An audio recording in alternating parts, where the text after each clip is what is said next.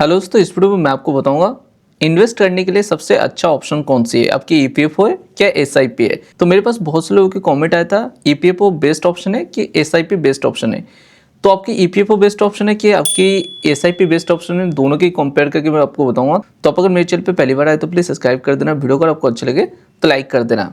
तो सबसे पहले मैं आपको दिखा दूँ, यहाँ पे देख सकते हो एक पासबुक मैंने ओपन कर रखा है जहाँ पे टोटल अमाउंट आप यहाँ पे देख सकते हो। आपकी एम्प्लॉय साइड पे आपकी 23,02,000 और आपकी एम्प्लॉयर साइड पे भी सेम अमाउंट है, क्योंकि इनका पेंशन कंट्रीब्यूशन यहाँ पे डिटेक्ट नहीं होता, इनका डायरेक्ट इनका एम्प्लॉय शेयर और एम्प्लॉयर शेयर में कंट्रीब्यूशन यहाँ पे जमा होता है। तो यहाँ पे देख सकते हो इनका टोटल अमाउंट कितना हो रहा है और यहाँ पे देख सकते हो तो इनका जो 25-26 का जो इंटरेस्ट आया है, 25-26 का इंटरेस्ट इनका कितना है यहाँ पे देख सकते हो। एक साइड का है आपकी 1,67,000, दूसरी तरफ भी सेम अमाउंट यहाँ पे आया है, जो कि इनका टोटल इंटरेस्ट यहाँ पे क्रेडिट हुआ है 3,32,000 के आसपास इनका इंटरेस्ट जमा हुआ है, जो कि यहाँ पे देख सकते हो। तो दोनों अमाउंट को आप यहाँ पे जोड़ोगे तो यहाँ पे दोनों अमाउंट आपकी 3,32,000 ही आपकी यहाँ पे शो होगा। तो यहाँ पे देखिए टोटल अमाउंट आपकी यहाँ पे देख सकते अमाउंट कितना आपकी शो है।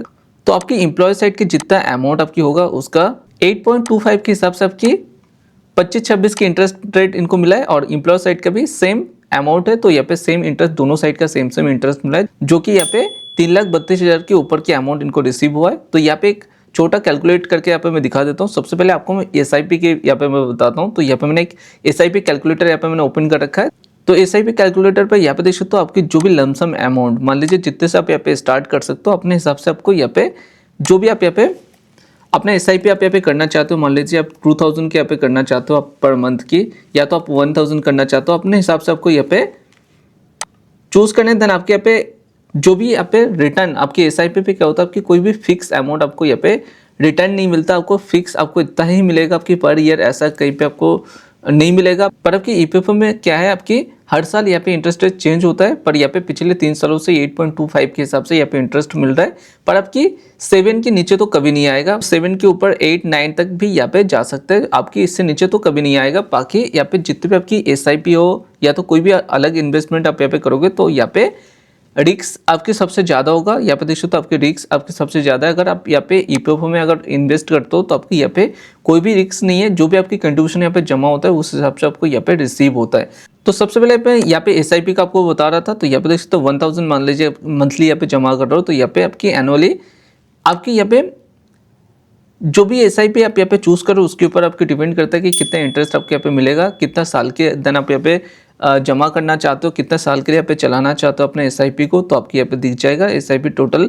आप अपने हिसाब से यहाँ पे चूज कर सकते हो, आपकी चाहे 4 ईयर 2 ईयर या तो 8 ईयर आपके हिसाब से आपको यहाँ पे चूज करना होगा। तो अपने हिसाब से जितने भी टाइम आप पे कैलकुलेट करोगे तो उस हिसाब से देखोगे आपकी अमाउंट यहाँ पे शो रहा है। तो जैसे मान लीजिए 1,000 के हिसाब से आप यहाँ पे इन्वेस्ट कर रहे हो अपने एसआईपी पे, तो रिटर्न आपकी जो भी आपको लगता है कि इस रिटर्न आपको मिलेगा उस हिसाब से आपके रिटर्न आपकी अपने हिसाब से आपको चूज करना है, चाहे अपने हिसाब से जो भी आप यहाँ पे बढ़ाना चाहते हो अपने हिसाब से आप यहाँ पे चूज कर सकते हो। कुछ एसआईपी में क्या होता है आपकी एक्स्ट्रा रिटर्न आपको यहाँ पे मिल जाता है, कुछ में बहुत कम होता है, आपकी रिस्क ज़्यादा होता है। तो अपने हिसाब से आपको यहाँ पे सेट करना है। देन आपकी टाइम कितना टाइम के लिए आप यहाँ पे इन्वेस्ट कर रहे हो, तो इन्वेस्टमेंट आपको यहाँ पे चूज करना है। देन आपके यहाँ पे देखिए तो मंथली इन्वेस्ट, मान लीजिए आप यहाँ पे 1,000 रुपीज़ की इन्वेस्टमेंट अगर आप पे कर रहे हो, जो भी आपकी रिटर्न की आपकी उम्मीद है उस हिसाब से अपने रिटर्न को आप यहाँ पे चूज करोगे। देन आपकी जितने भी ईयर के लिए आप यहाँ पे अपना सेम एसआईपी को चलाना चाहते हो उस हिसाब से आपको यहाँ पे चूज करना है। मान लीजिए सेम 1,000 के अमाउंट को हम यहाँ पे 10 साल के लिए यहाँ पे चलाना है, तो 10 साल को आपको यहाँ पे सिलेक्ट करना है। देन आपकी कितना रिटर्न आ सकता है उस हिसाब से आपको यहाँ पे चूज करना है। जो भी आप यहाँ पे रिटर्न को चूज करना चाहते हो अपने हिसाब से चूज करोगे।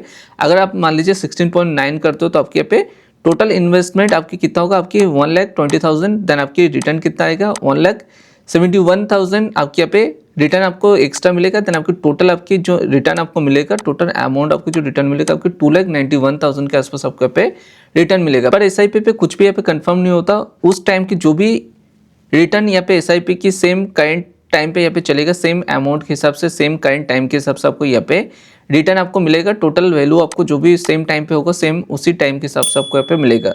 पर आपकी ईपीएफओ में आपकी ऐसा नहीं है। आपकी मान लीजिए आपकी जो भी बेसिक सैलरी है, बेसिक सैलरी आपको अपने हिसाब से यहाँ पे चूज करना है, चाहे आपकी 20 हो 30 हो, अपने हिसाब से जो भी आपकी सैलरी होगा अपने सैलरी को आपको यहाँ पे चूज करना है। देन आपकी एज, जो भी एज होगा अपने हिसाब से अपने खुद की एज को आपको यहाँ पे चूज कर लेना है। चूज करने के बाद देन आप थोड़ा सा नीचे की तरफ आओगे, आपके पीएफ कंट्रीब्यूशन को आपको यहाँ पे पूछा जाता है। तो यहाँ पे सबसे जो मिनिमम आपकी जो पीएफ कंट्रीब्यूशन यहाँ पे जमा होता है आपकी 12% होता है। अगर उससे ज़्यादा अपने हिसाब से आप यहाँ पे कर सकते हो। बाकी यहाँ पे 12% सभी का यहाँ पे पीएफ कंट्रीब्यूशन यहाँ पे जमा होता है। देन यहाँ पे नीचे थोड़ा सा नीचे देखोगे तो यहाँ पे देख सकते हो अपने हिसाब से आपकी एनुअली कितना इंक्रीमेंट होता है, कितना इंक्रीज होता है आपकी सैलरी। तो 5%, 10% जो भी आपके यहाँ पे इंक्रीमेंट होता है आप अपने हिसाब से यहाँ पे चूज कर सकते हो। चूज करने के बाद देन आप यहाँ पे थोड़ा सा नीचे की तरफ आओगे तो आपकी जो ईपीएफओ की इंटरेस्ट रेट है अभी के टाइम पे आपकी देख सकते हो 8.25 के हिसाब से जो भी आपकी रिटायरमेंट एज होगा उस हिसाब से आप यहाँ पे देखोगे तो बहुत अमाउंट आपके यहाँ पे बन जाता है।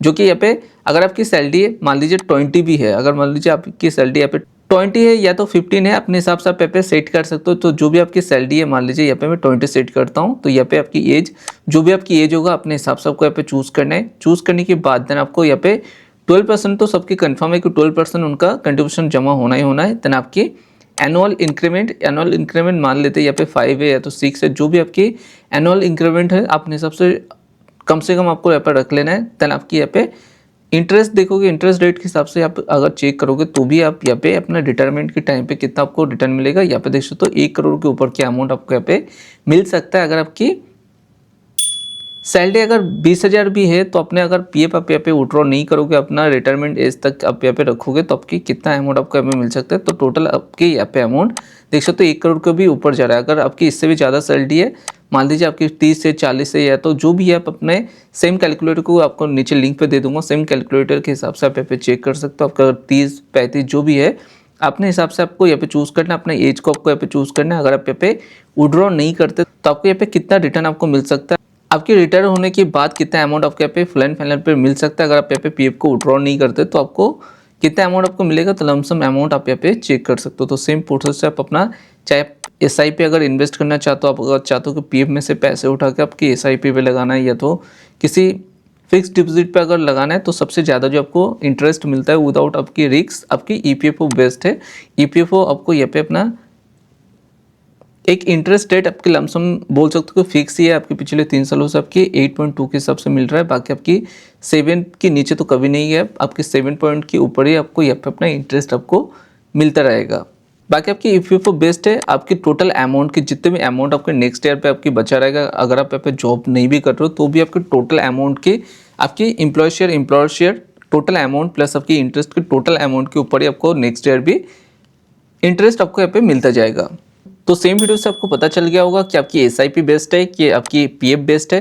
तो आप अपने हिसाब से डिसाइड करना है कि आपकी एसआईपी आपको करना है कि आपकी पीएफ में आपको जमा रखना है। अगर आप पीएफ में जमा रखते हो तो विदाउट आपकी एनी टेंशन आप अपना कंट्रीब्यूशन आप यहाँ पे जमा होता जाएगा और आपकी इंटरेस्ट रेट आपको यहाँ पे मिलता जाएगा। आपकी एंड टाइम पे आपकी रिटायरमेंट के टाइम पे या तो मान लीजिए जब भी आप यहाँ पे इकट्ठा आप यहाँ पे विड्रॉ करोगे तो आपकी अच्छा खासा अमाउंट आपको यहाँ पे रिसीव होगा। आपको यहाँ पे क्या करना है, आपको यहाँ पे जो भी अमाउंट आपके यहाँ पे जमा हो रहा है, चाहे आपके यहाँ पे 1800 हो रहा है, 2000 हो रहा है, 3000 हो रहा है, या तो हो सकता है जिनके जितना सैलरी है उस हिसाब से चाहे 4, 5, 10, 15, 20 कुछ भी हो सकता है अपने हिसाब से। जो भी आपकी टोटल अमाउंट है, टोटल अमाउंट की 8.25% अभी के टाइम पे मिल रहा है उस हिसाब से, और आने वाले टाइम पे जितने भी आपकी टोटल अमाउंट की इंटरेस्ट आपको मिलता जाएगा और आने वाले टाइम पे आपकी अच्छा खासा इंटरेस्ट आपको यहाँ पे मिल सकता है। जैसे मैंने आपको सेम पासबुक में मैंने आपको दिखाया तो यहाँ पे देख सकते हो इनका जो टोटल इंटरेस्ट इनको रिसीव हुआ है आपकी लगभग 3 लाख के ऊपर की अमाउंट इनको इंटरेस्ट में ओनली 25-26 का इंटरेस्ट इनको रिसीव हुआ है। बाकी एसआईपी करो चाहे अपना पीएफ में जमा रखो, आपके ऊपर है, आप अपने हिसाब से डिसाइड करना और कौन सी अच्छा है अपने हिसाब से आपको यहाँ पे